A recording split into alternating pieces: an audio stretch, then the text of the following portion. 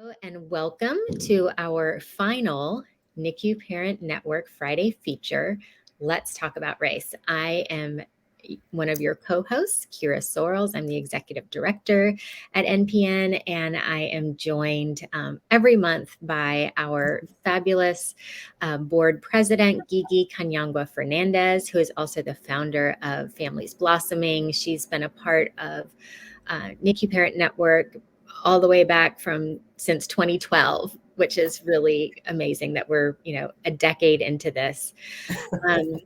But I just wanted to thank everybody for joining and for listening. And I hope that we're able to give you through these discussions, some things to think about and maybe even start to affect some change and some growth in the areas of, diversity, equity, inclusion, and belonging, whether that's personally or professionally within your organization. That's when Gigi and I first, at the beginning of this year, started talking about having this kind of series. It really just grew out of conversations that Gigi and I were already having, just the two of us. Both, as women, as mothers, as leaders, but also just thinking about how we want to change and do better as a NICU Parent Network. One of the things that I appreciate, although also frustrates me, is that this work is it's a process. And so a lot of times, I look at our strategic plan, which says that, we are going to foster an inclusive, diverse, and equitable organizational culture for all members. That's our goal under inclusion and diversity. And then I look and I go, well, have we done that yet? And Gigi, you're always so wonderful just to remind me that it's a process. And, and this is one of those steps that we've been taking, is just by opening the doors, hopefully opening some minds to these conversations and, giving people a way to kind of reflect on, like we said just a minute ago, on their own personal and organizational aspects of this. So, Gigi, I'm so glad that you're, alongside me for these conversations. I am too. I missed you last month, so I'm glad that we're back together. We're back together. But yes, and I think it's part of that process is having the space of what we're doing now. Having those conversations and doing it in a very safe space, in a very non-judgmental space, because these are tricky conversations, and in some ways they're taboo, because we have never really flip the lid, if you like. And once you do that, you have to allow people to process it. You have to allow people to reflect on it. And for some people, that could take a few years, because what you're really talking about is behavioral change. I know as leaders and as activists, and we don't call it that, but that's what we're doing. We're creating change. We want change now. We want change yesterday. Exactly. But we did not get to where we are as a country overnight. There were systems in place, not just with education, not just with healthcare, but it was with with where you live. It was with your foods. Lots of things talking about food desert now. You have more fast food places in Black and brown communities and white communities. So there's so many layers to systematic racism and how it shows up in healthcare, that's why it has to be complicated. But that's why it's a process. But the beauty of it is we're having these conversations. Right. And I think that's, like you said, scratch the surface. That is the big part of it. This is a marathon and not a sprint. And we're doing it, as NPN, we're doing it right alongside everyone else. We are not experts. We haven't reached perfection in this space. We're learning and growing right alongside everybody else. What I was just saying was that we're doing this as NPN right alongside everybody else. We are not experts. And so it really is about sharing what we're learning and what we're doing right alongside everybody else. Yes, and I think yes, and that's beautiful because you can bring in different voices and bring in different experiences because people are going through a very similar process. And I think this concept particularly is more acute in the US, Mm, just yeah, because of our history. right. Here in the UK, yes, there are issues, but there's kind of other layers attached to it. Hmm. Um, but in the US, particularly because it was an intentional way of separating people, Right. it shows up more acutely and more new in a nuanced way and also very blatant way. But yes, I think as an organization, the fact that we are looking at it as a whole and open to those conversations says a lot.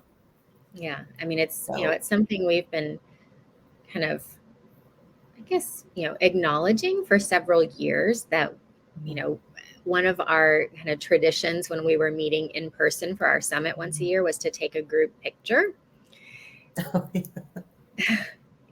it's, 99% white and I would say 98% female.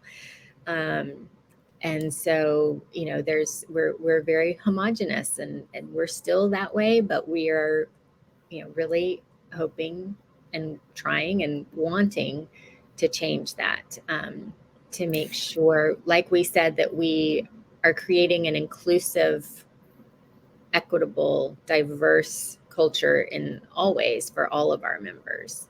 Right, right. And I think one of those, and we've talked about this since we started, if you kind of just look at a recap of what we've done, it's Mhm. very much around the awareness, Yeah, because you can't make change unless you recognize the change needs to occur, right, right, um, so the awareness that it exists, and not just the awareness, but also giving voice to that right, awareness. Okay, that there are a significant number of underrepresented groups that we're serving, but also the representation is low with the people who are leading the groups, right, leading the organization, leading the hospitals, right. and why is that? Yeah, And so when you start talking about representation, it is about that pause and saying, okay, well, who else needs to be in this conversation? Who needs to be around this table? And that's why I think when we first started these conversations, it was around understanding the history of. I mean, the yeah, history is long and vast, right. but Yeah, we it got through like a point little bit zero tiny.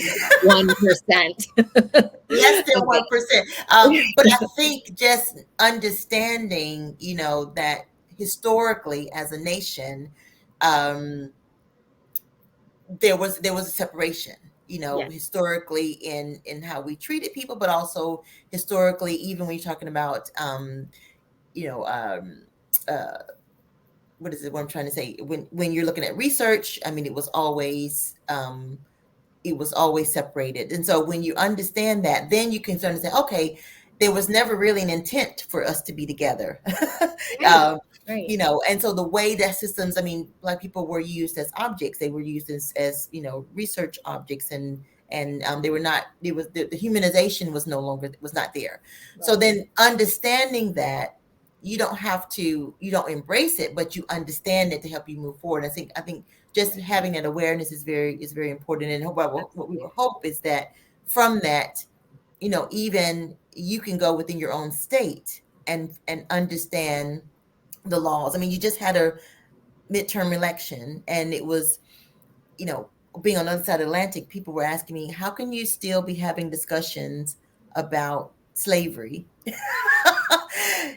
being in the books? And but again, that shows you that, going back to the process, that we have a long way to go. But I think that's actually a good learning point. As your organization, you can say, well, what are our laws in our state?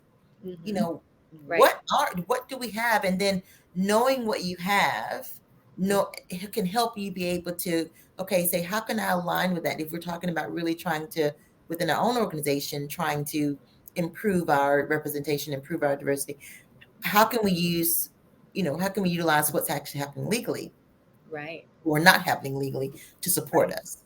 Yeah, absolutely. This is a little off topic, but so I have, my surviving triplets are sophomores in high school, and one of the classes they have to take is called preparing for college and career or something, and so they have to like their big kind of grade at the end of the course is to as a group find a problem or an issue in the community and propose a solution. So one of my kiddos is taking that class right now, and they wanted to do something about giving a voice to students who have cognitive disabilities. And so as we were talking about this, I started talking about implicit bias and, and how that shows up for people in underrepresented communities, which, includes many different kinds of people, and, the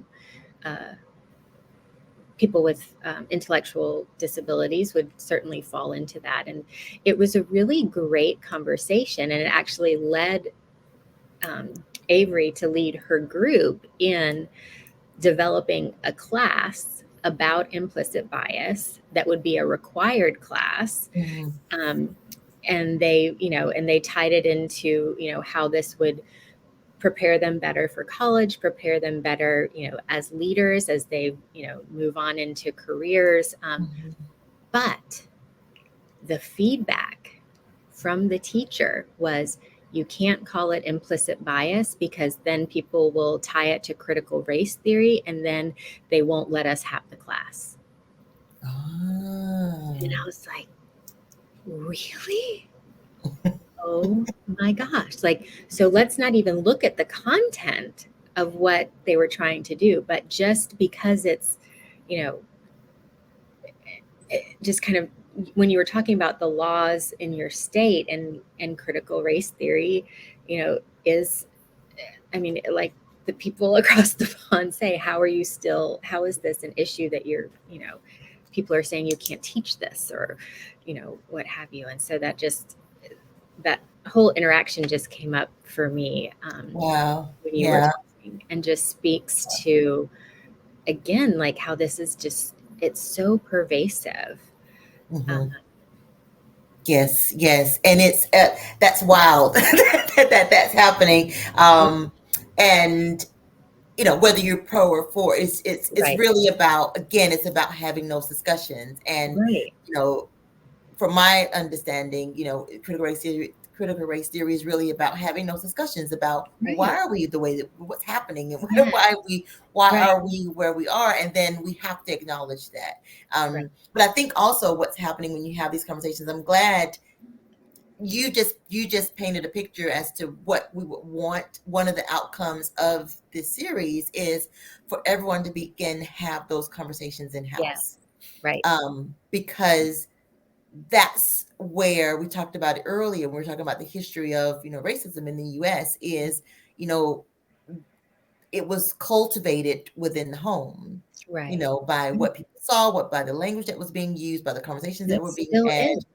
And it still is. But by you having a different conversation in your home and saying, actually be aware of this, right, that all, that is a part of those seeds of change. But yes, it makes you also realize that you're going. That's why it's important to know that, like, the external things that's happening and how that feeds into that, because what you're also talking about is power shift. Yes. It is.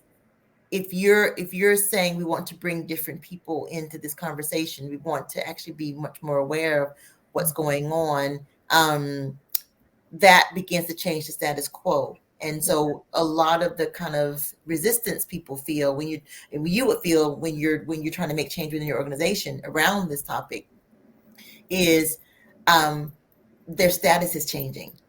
Right. And so it's like, well, I'm no longer, my way doesn't always go. And so that is again why those why it takes a long time, because you're really talking about behavior shifts, and you're really talking about people beginning to own the conversation, and also saying, okay, this is a fact, and we have to, like I said, we talked about early in one of the past conversations, we're talking about the awareness thing, is if you go to other countries, if you go to Germany, they want you to know about the Holocaust. They want you to go to Auschwitz. They, if you go to these other countries, you go to South Africa, and they talk about apartheid. Right. And because not only they still don't have their issues, Right. but they're bringing the atrocity into the open. In the U.S., we don't talk about racism, other than we can't talk about racism, and we can't talk about the implications of it. And in the U.S., it's a relative, it's 400 plus years we're talking about of people being enslaved. That's a really long time for a very young country.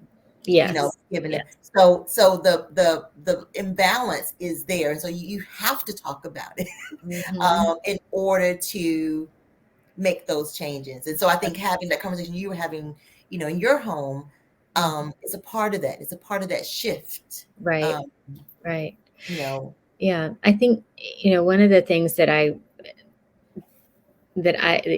always struggled with is, okay, I know that we have a problem in, NICU Parent Network in terms of who is a part of the network right now. I mean, we love our members. Please, any members who are listening know that we love you and we adore you.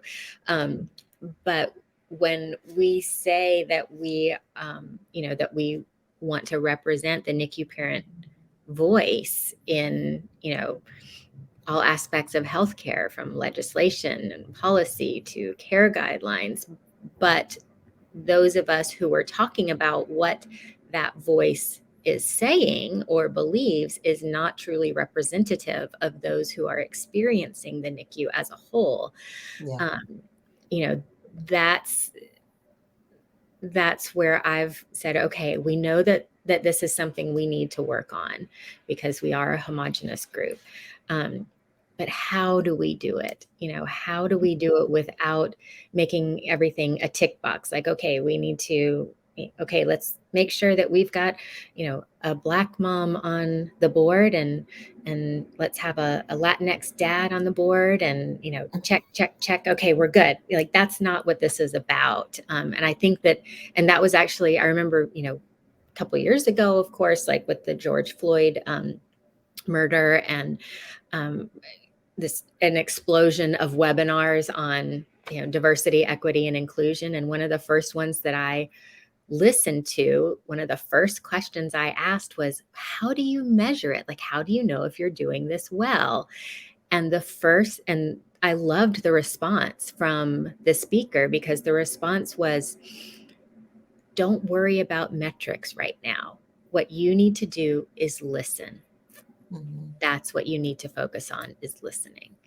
And I think that that's so important, that it's not just about making sure that, you represent all types of families and babies on your website and your marketing materials, but that you are listening to the voices, that you're, opening spaces for all voices to be heard and believed and understood.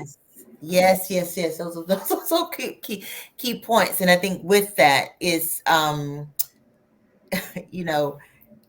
people know when you're being disingenuous. Sure. And people know when you're being genuine. Yeah. And I always tell you, there's power in the pause. And there is. So allowing yourself as an individual, as a leader, as an organization, to actually pause and listen to what's being said, and also what's not being said, is a huge part of change. And then what Keira and I were talking about earlier, just before we joined today, is, as human beings, human nature, we kind of gravitate towards, and we talked about this in one of the sessions previously, we gravitate towards like for like. So if you're looking at your board and everyone is relatively similar to you, socioeconomic status, color, whatever, then through this series, hopefully you can say, well, something should go off in your head and say, well, something's like, which probably it didn't go off before because you were not aware of it, but now you're more aware of it. Okay, well, why do we have same people in our space? And so even if it's taking that one step about, well, actually, who else, like you said earlier, we're all kind of on this journey together. So even if it's a pausing and stepping back and saying, well, what other organization within my town that's not white, but they're doing something very similar, what are they doing and how can we align? Yeah. And it's very important that you align in a meaningful way. Yeah. Because people know when you're just saying, I want to align because I want a tick box, Yeah. And that goes back to what we said earlier in one of the conversations around the relationship building. And so reaching out and not, I'm connecting with you because you're a Black organization, they'll shut you down quickly. Yeah. But if you're saying, actually, I see that you're doing this and something that we're doing, and you're reaching a different audience, and how can we support and work together? Yeah. And where are our synergies and where are our alignments, and people will gravitate towards that. Now there could be, that's why it's so important to know what's happening in your space, because there could be some seeds of distrust there. And I think that you bringing it out there, if there are, having those open conversations around it and how can we work together. Yeah, absolutely. And I think that also speaks to, one of the things that I was actually, another webinar and the speaker was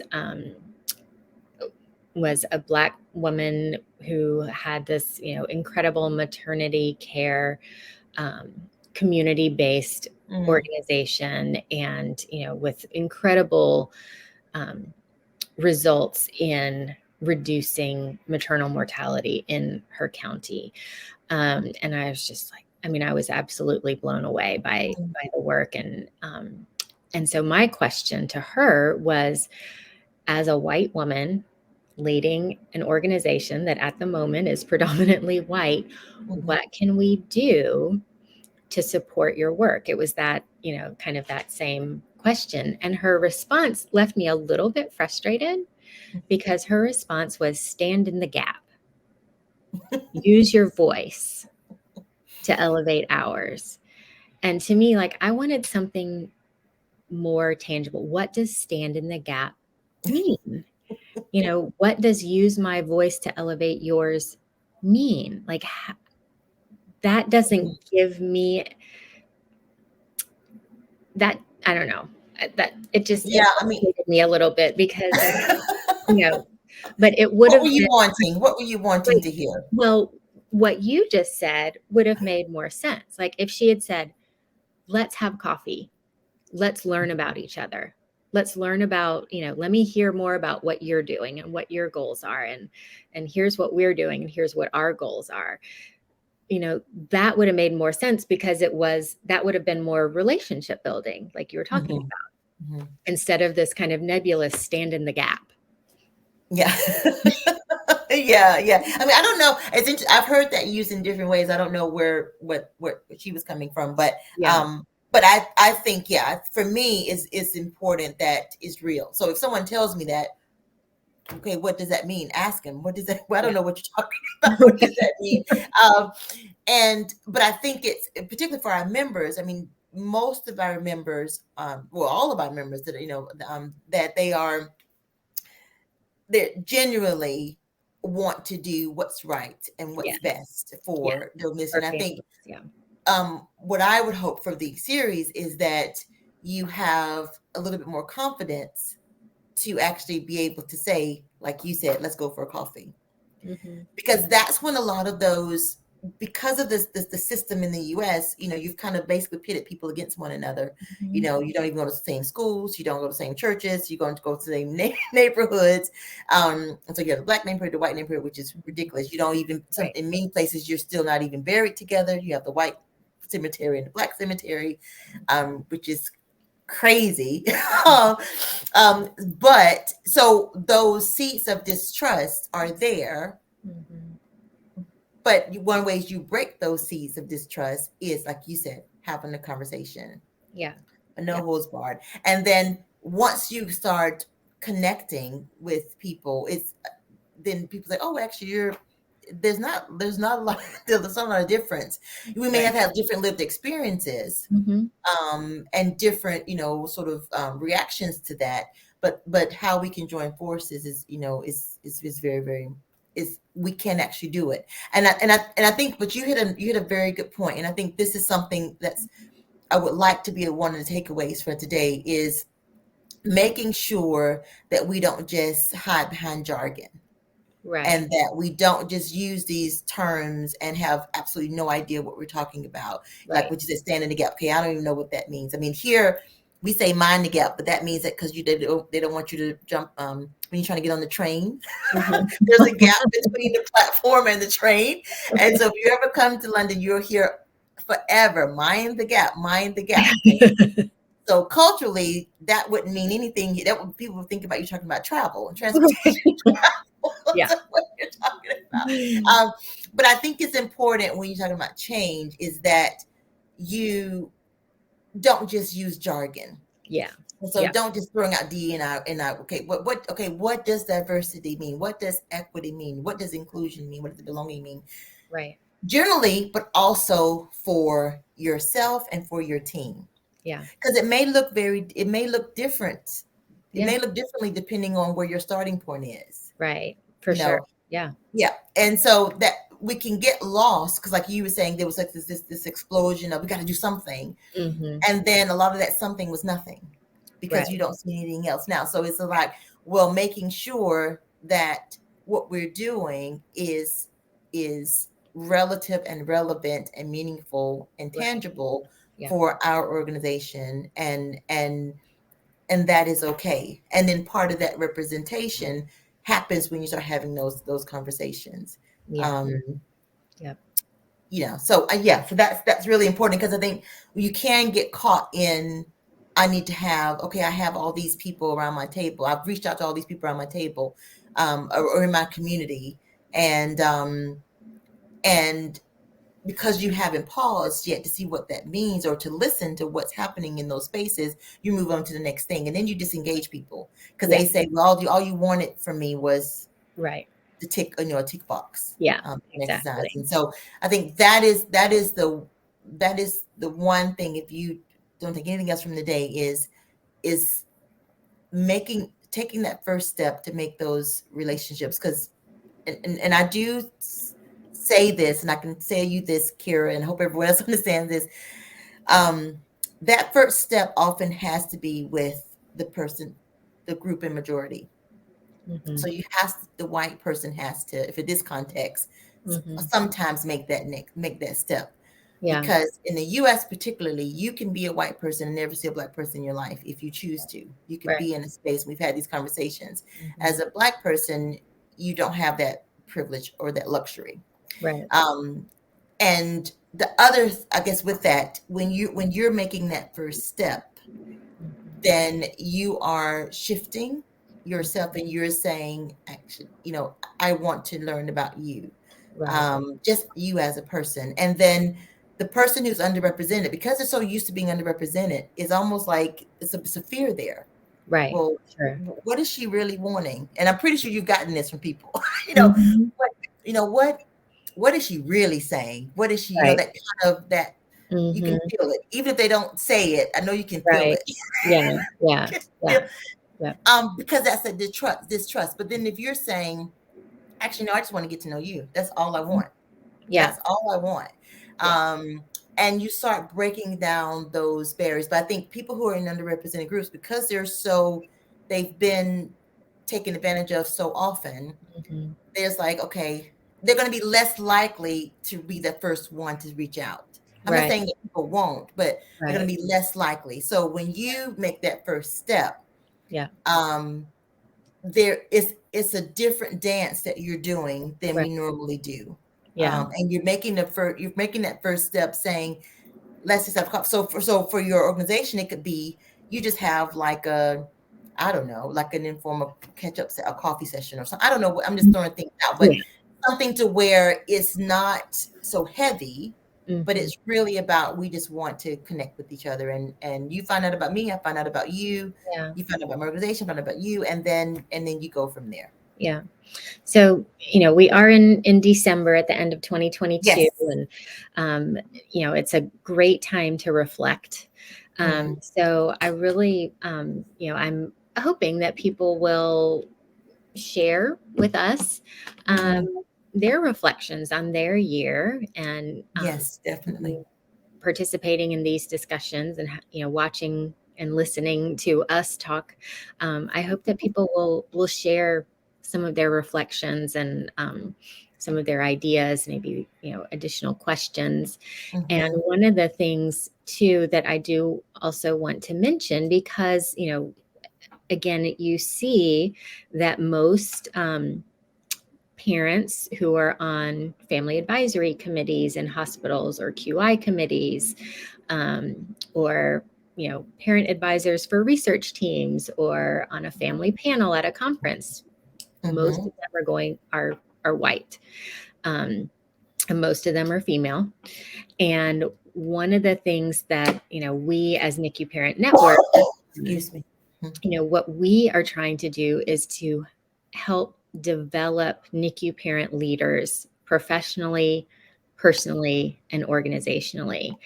And so one of the things that we are looking forward to doing, because one of the best ways that we do this is through our annual summit, which is finally going to be back in person next year in October in Louisville, Kentucky. We are going to start a scholarship fund, and based on the size of the fund, we'll be able to identify how many scholarships we can do, but it will pay for a conference registration and a travel stipend, specifically for people who are a part of these underrepresented groups that have, we want to mitigate and remove barriers to the connection and the learning and the engagement that that our members really enjoy at these in-person events. So I'm really excited to be able to develop that and to have that for emerging NICU parent leaders. Yeah, that is amazing. And that's one more stepping stone towards that inclusiveness, but also that representation that you were talking about. So we'll have more information about that next year, but all donations that we do receive in the month of December are going to be earmarked for that fund. So I'm really excited about that. I'm just glad just very thankful for our board and our organization that is supportive of these conversations and growth in this area for us. So yeah. I know we're going to end. I was going to just say, when you think about a seed, that I'm kind of using metaphors, but when a seed is planted, the flower doesn't happen, it doesn't grow up overnight. Right. I mean, yes. but but it also doesn't grow if you don't nurture it. Yes. And so you have to, fertilize it. You have to water it. Some people talk to their seeds and their plants, Right. whatever floats your boat. But I guess it is about, I think of this series as we're planting the seeds. Yes.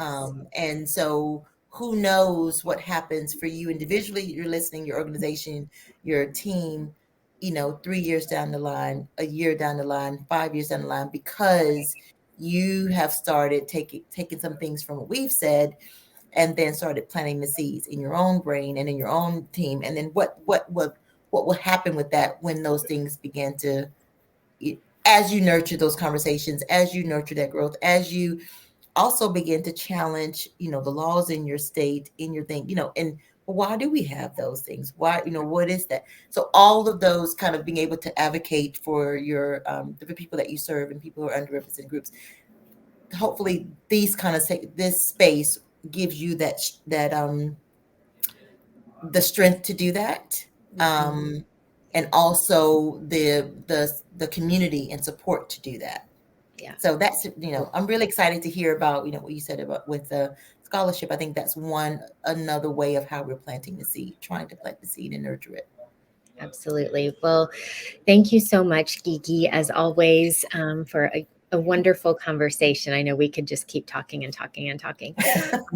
But, next year we're hoping to also kind of bring in some special guests throughout the year. Yes. So we'll be bringing, other voices to our table and our conversations. And I just hope everybody has a wonderful holiday season. And thank you so much, Gigi, for who you are and for being, one of my most treasured humans in my life. Oh, thank you. Don't make me cry. But same to you, and happy holidays to everyone. Yes. Thank you so much, everybody. Okay, bye-bye.